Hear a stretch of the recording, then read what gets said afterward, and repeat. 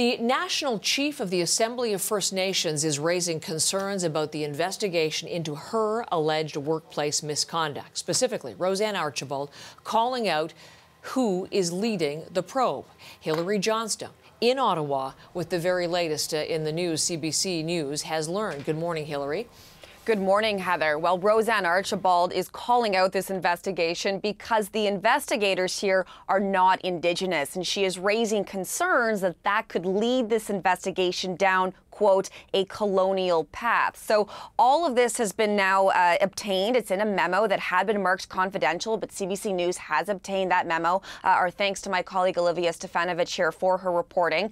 This is a little bit of what she says, and you can see it now on your screen. Quote, I have met with the investigators and am concerned that they're non-Indigenous and may not have a grounding in our traditional practices and ways of being, which could easily lead us down a colonial path of having this process demonize our cultural practices. Now, RoseAnne Archibald has been accused of both bullying and harassment by 4 top officials at the Assembly of First Nations, as well as the outgoing CEO, who we will discuss a little bit more in just a couple of minutes here. But we've also heard from RoseAnne Archibald's lawyer saying that some documents have not been shared with her and with the lawyer, which could help her defend herself in this case. Here's a little bit more of what we've heard from Archibald's lawyer.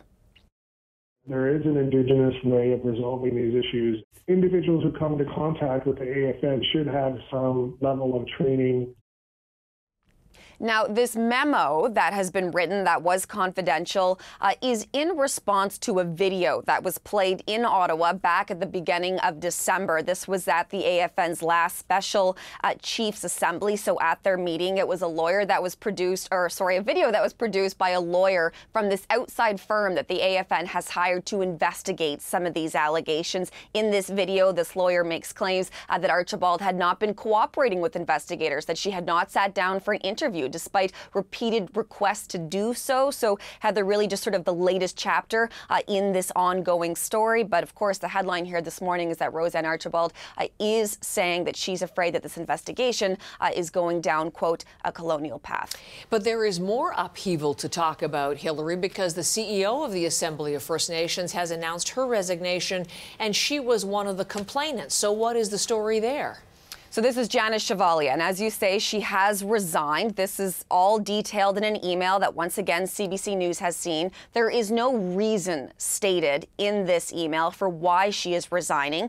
Now, as CEO, she is head of the AFN's non-political arm called the Secretariat. So she would oversee dozens of employees. She's also assisted the organization with new federal Indigenous child welfare legislation as well. So no reason given. In the past, she has alleged that Archibald has shown paranoia towards her. But as you say, Heather, she is one of the complainants here as well.